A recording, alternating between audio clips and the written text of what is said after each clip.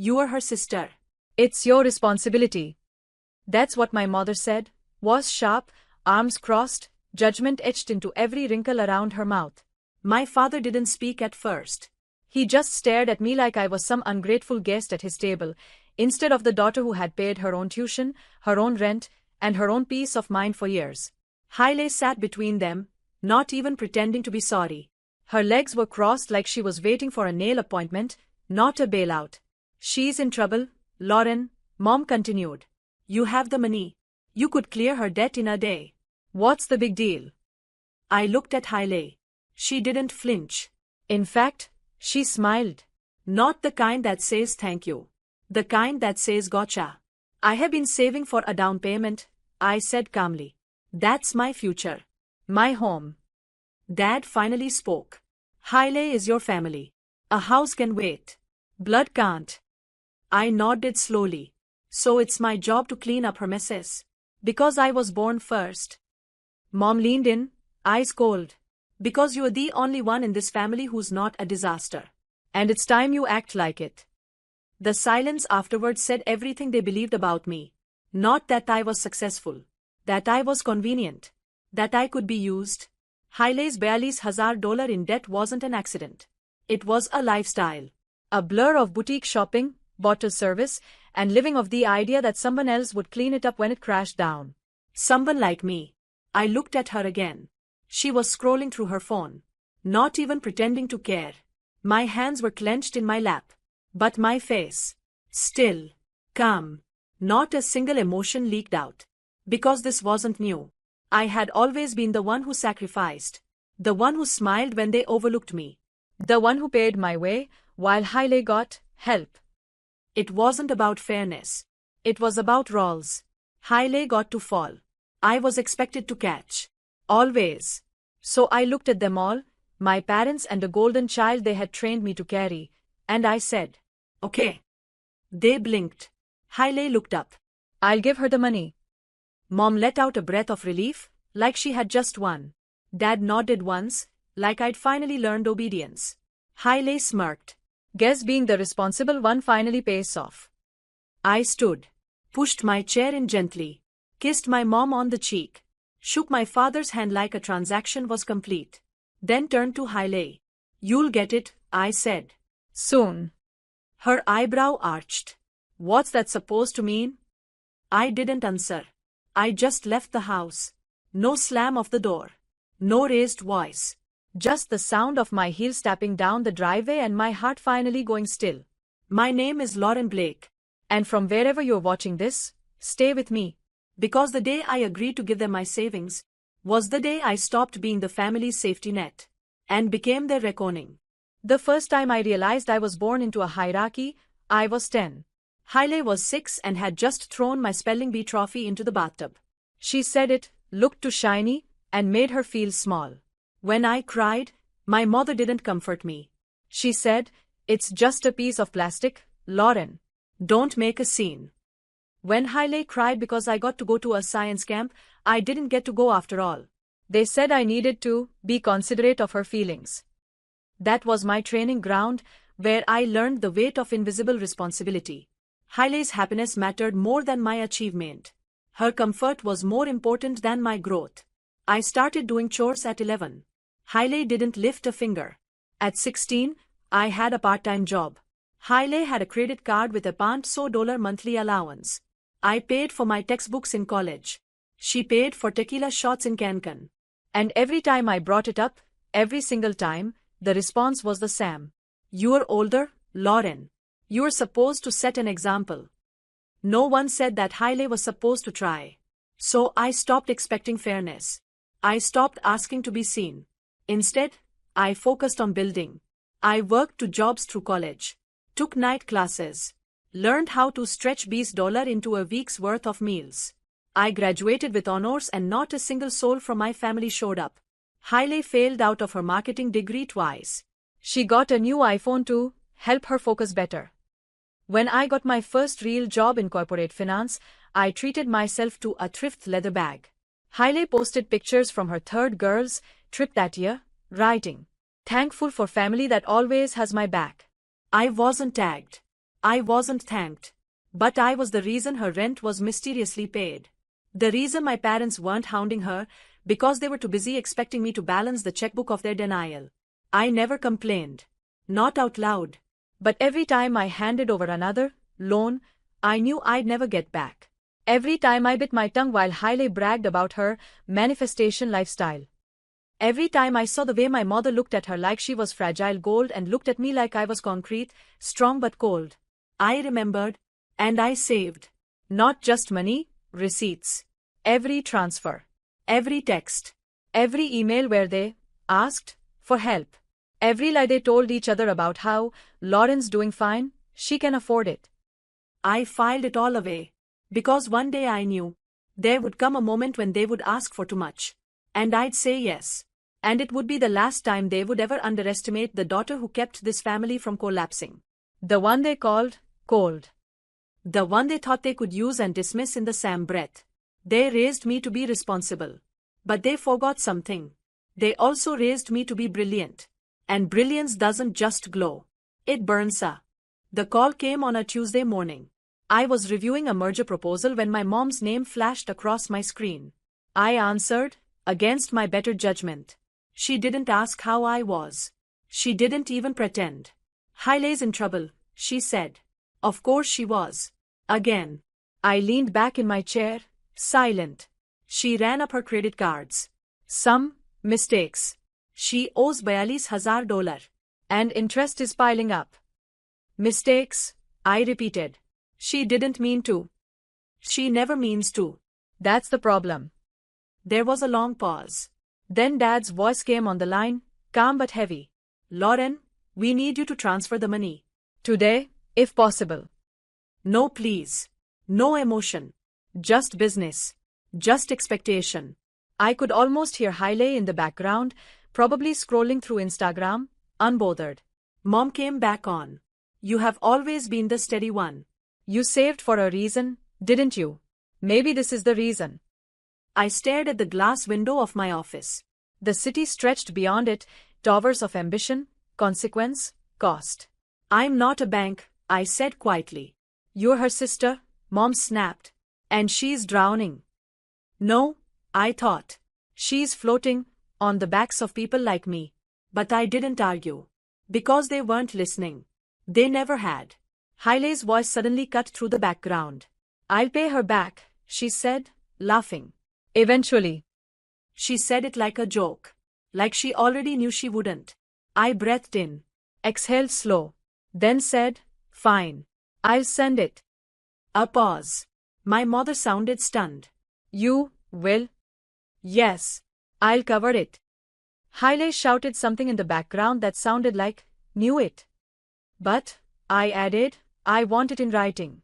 All three of you. A statement saying this was your request, your condition, and that I agreed without argument.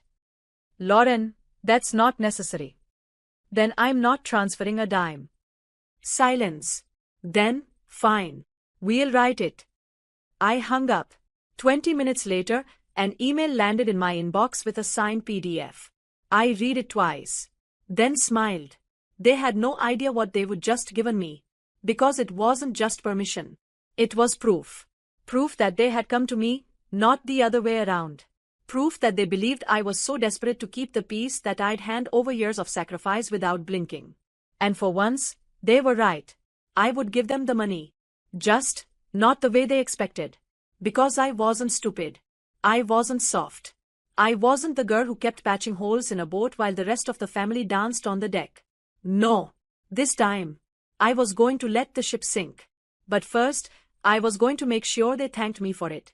And then I'd walk away with dry feet and a lifeboat built from everything they thought I didn't have the courage to protect.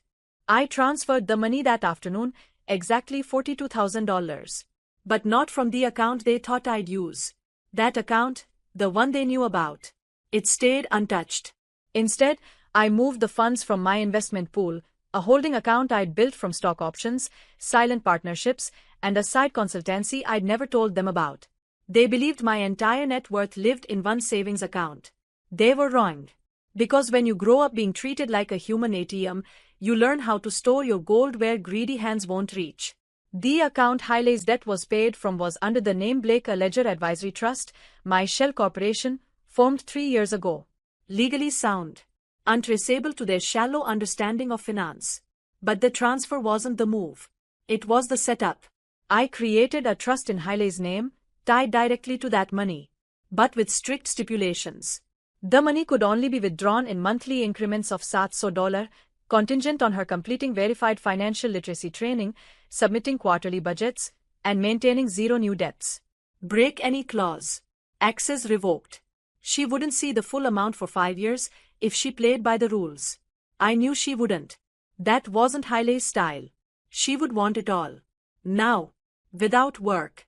And when she found out she couldn't touch a cent without following grown-up rules, the tantrum would be delicious. Meanwhile, I began my exit. I rerouted every shared payment method my parents might still be linked to, old utilities, dormant accounts, family billing arrangements. Closed them all.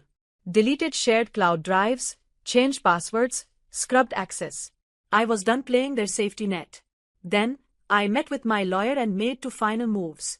First, I updated my will, leaving the bulk of my estate to a foundation for women who, like me, had spent their lives being told to hand over everything they worked for just because they were strong enough to spare it.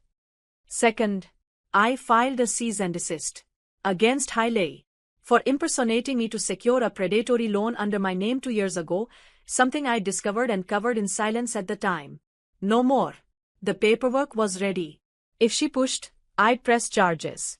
By the end of that week, I had built a fortress out of everything they thought was vulnerability. And all they had left was the illusion of control, one I was about to shatter. Because Hailey would log into the trust account by the weekend. My parents would check their statements. And what they would find wouldn't be gratitude. It would be structure, discipline, boundaries, the very things they resented me for. I wasn't the cold daughter. I was the one who finally set the temperature right. And now, it was about to get very uncomfortable in their little climate of entitlement. Saturday morning came with thunder. Not outside, inside my phone. 3 missed calls from Mom. 2 from Dad. 11 from Hailey. I didn't answer. Instead, I brewed coffee, poured it slow, sat at the counter and waited. At subah ke 8:12, I got a text from Hailey. WTF is this trust fund crap? Where is the money? I smiled, just a little.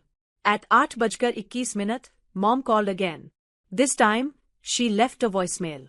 Lauren, I don't know what kind of game you're playing, but this isn't what we agreed on. You said you'd transfer the money. I hit play again. You said you'd transfer the money. I had. They just didn't ask how.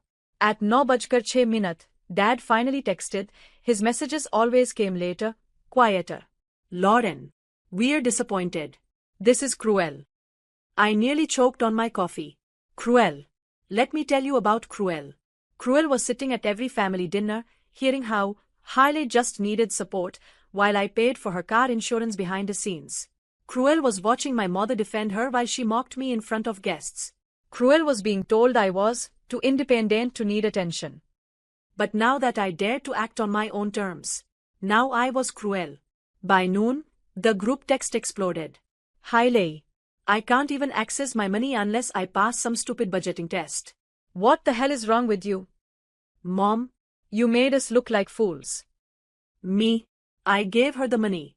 I even have your signed documents saying that's what you wanted. You didn't ask about the method. You demanded the result. You got it. Silence. And then the best text of all, from Dad. You need to undo this. Today. I replied. You told me to take responsibility. I did. I set limits. I created structure. I made sure she wouldn't spiral again. That's what responsible people do. Hailey called, again. I picked up. She was shrieking before I could say hello. You made a fool of me. No, I said calmly. You did that yourself. I just stopped protecting you from the mirror. You think you are so smart. I don't think.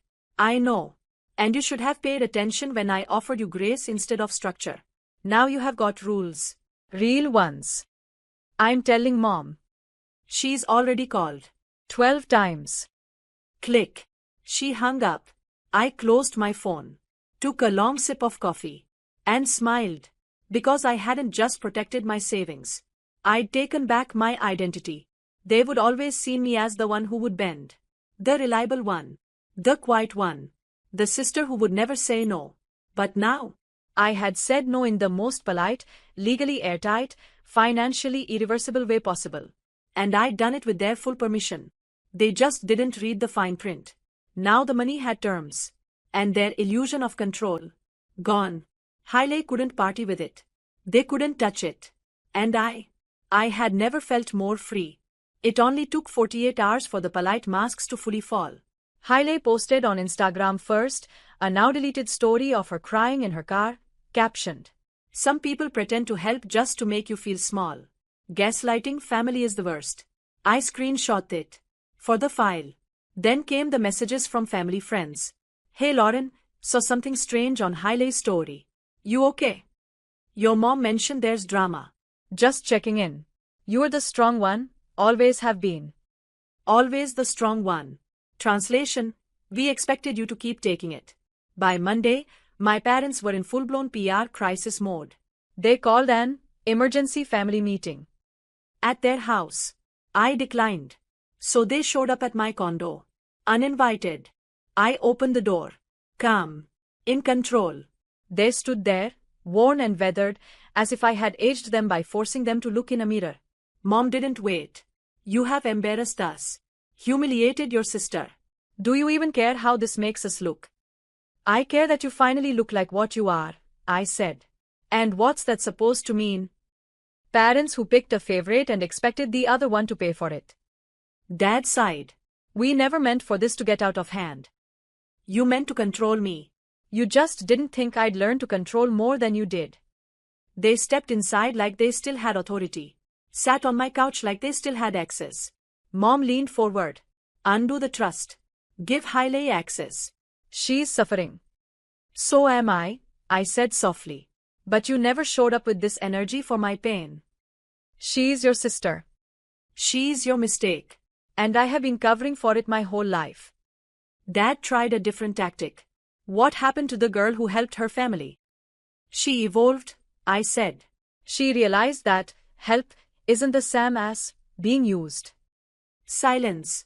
Then Mom dropped the mask entirely. "If you don't fix this, we're cutting you off." I blinked once, then let out a laugh so hollow it echoed. "Cut me off from what?" "The emotional debt.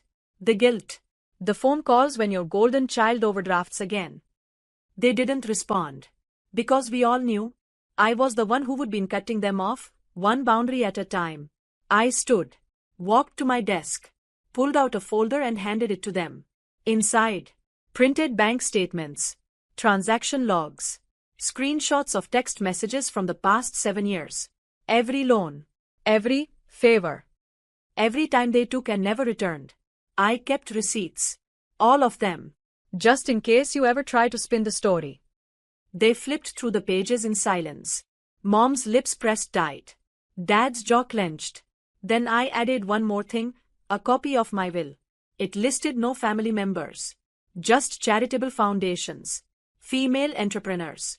A scholarship fund. "This is who I take care of now," I said. "People who don't demand. People who respect." They left without another word. No apology. No understanding. Just the weight of a system collapsing, a system where I played the silent pillar. But I was done holding it up. Let it fall. Let them fall with it. Because some families don't break. They rot. And I finally stopped pretending the smell was flowers. 6 months later, I bought a house. Not a mansion. Not a showpiece. Just a quiet, sunlit home with hardwood floors and a porch swing that creaked when the wind was right. A home with enough space to breathe, but not enough for them to try and move in. The closing was smooth. I paid in full. No loans. No cosigners. Freedom had an address now. I planted lavender outside the front door. Not because I needed to, but because I could. That week, I launched something bigger. The Blake Foundation. A private fund dedicated to helping first-generation women secure financial independence through grants, mentorship, and legal support. The first campaign. No is a complete sentence. It was personal. We offered $10,000 grants to women who had escaped financially abusive family dynamics. The response was overwhelming. One recipient wrote, "My mother tried to guilt me into giving my savings to my brother. He called me selfish. I almost gave in. Then I read about you. And I didn't." Her words made me cry. Not from sadness. From recognition. Because that had been me once, standing at the edge of someone else's need, being told to dive in while they stayed dry. But not anymore. I gave a podcast interview a few weeks later. The host introduced me with, "She turned familial guilt into generational wealth. Please welcome Lauren Blake." We talked about boundaries. About the myth of the strong sibling. About how silence, when intentional, is strategy, not surrender. Then he asked me, if you could say one thing to the version of yourself who said yes to that $42,000 request, what would you tell her? I paused. Then smiled. Thank you. You didn't betray yourself. You just learned how deep the betrayal already went. The episode went viral. But the real reward came one afternoon, when I walked into a coffee shop and a barista, a young woman with tired eyes, whispered, "You were her, right? The sister who said no." I nodded. She handed me my drink with trembling hands and said, "I needed to see that. That saying no doesn't make you a villain." I left a $100 tip. Because I wanted her to know, her worth didn't start with being needed. And neither did mine. That night, I sat on my porch swing, watching the stars. My phone buzzed. A notification. Hailey Blake attempted to withdraw $1,000 from her trust. Request denied. She hadn't completed the financial course. Again. She still thought rules were optional. Still thought someone would eventually bend. But I'd bent for years. Now I stood tall. Not out of spite. But out of peace. Because the real wealth. It was never the money. It was knowing I'd finally built a life that didn't require pain to maintain it. A life where I didn't have to be the hero or the martyr. Just free. It happened on a rainy Sunday. The kind of rain that doesn't just fall, it soaks. I was curled up on my couch, reading a manuscript from one of our grant recipients, a single mother writing her way out of generational debt, when I heard it. 3 knocks. Firm. Familiar. I opened the door slowly. There they stood. My parents. Soggy. Silent. Small in a way I had never seen them before. My mother clutched her coat like it might dissolve. My father looked like he hadn't slept in days. And between them, standing a step behind, was Hailey. No lashes. No gloss. No phone in her hand. Just wide, weary eyes like she didn't know how to play her usual part. "Can we talk?" Mom said softly. I didn't move. Just stared. "Please," Dad added. So I let them in. They didn't sit right away. They hovered. Like they weren't sure they were allowed to. I stayed standing too. Hailey was the first to speak. Her voice barely above a whisper. I tried to cheat the system. "Yours." I thought I'd find a way around it. But I couldn't. I raised an eyebrow. "So you are here because you couldn't win?" "I'm here because you were right," she said. That shut me up. Mom cleared her throat. "We thought we were protecting her. That if we just kept shielding her, eventually she would become strong." "She never had to be," I replied. "Because you had me." Silence. Then Dad spoke. "You were the one holding this family together. We just didn't realize it wasn't your job." "No," I said. "It wasn't." They sat down finally, Hailey beside them. "We are not here to beg," Mom said. "We just want to understand. Maybe even fix it. If we still can." I looked at her. Then at him. Then at the sister who had once looked at me like a human safety net. I walked over to the coffee table. Picked up a photo frame, my mother's sewing machine, now displayed in my office. "I built everything from what you left me," I said. "And what you left me was silence, expectation, and survival." "I'm sorry," my mother whispered. My father nodded. "We both are." But I didn't need their apologies. Not anymore. Because I wasn't the daughter hoping to be heard. I was the woman who would stop needing their permission to thrive. So I told them the truth. "I forgive you. But forgiveness doesn't mean access." It doesn't mean returning to the way things were. You can be sorry, and I can still protect what I have built. Tears filled my mother's eyes. She didn't fight me. That was new. Hailey stood. I don't expect anything. But I'm going to finish that course. I'm going to earn every dollar. No more shortcuts. Good, I said. They left soon after, quieter, humbled, not fixed but unraveling the right way. And as I shut the door behind them, I realized something profound. Sometimes closure isn't fire and fury. It's standing in your own home, on your own terms, with your own peace. Watching the storm leave your porch. Because once they treated me like an obligation. Now, I was the lesson, the line, the legacy. And no one was crossing it again.